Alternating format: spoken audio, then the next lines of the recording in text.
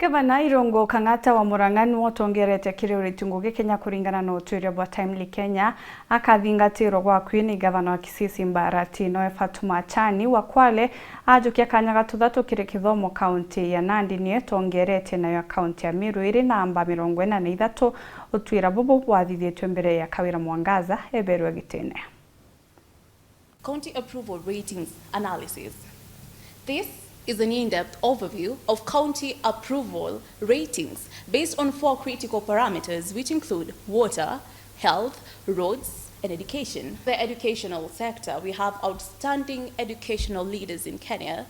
This includes recognizing the top performers in education sector. As I start off with Nandi County, we have Honorable Stephen Arapsang, Kwale County with Fatuma Achani, Kiambu County with Kimani Wamatangi, Trans-Nzoia County, George Natembeya, and Murang'a County with Irungu Kang'ata.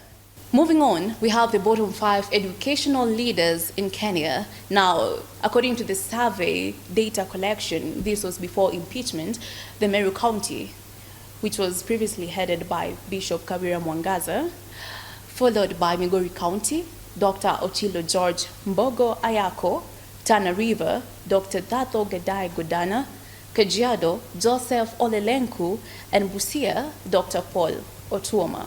And according to our cumulative data analysis for the 2.5 years, based on the 4 parameters, we have the top 10 best performing governors, with Dr. Francis Irungu Kang'ata of Murang'a County leading with 83%, followed by Paul Simba Arati of Kisii County with 78%, Fatuma Achani of Kwale County, 77.4%, Ahmed Abdullahi of Wajir County, 75%, Wesley Rotich, Elgeyo Marakwet, 74.8%, Wavinyandeti, Machakos County with 74%, Olen Tutu of Narok County, 67%, Kimani Wamatangi, Kiambu County, 63%, George Natembeya of Trans-Nzoia, 61.9%, and Lati Lelelit of Samburu County with 55.8%.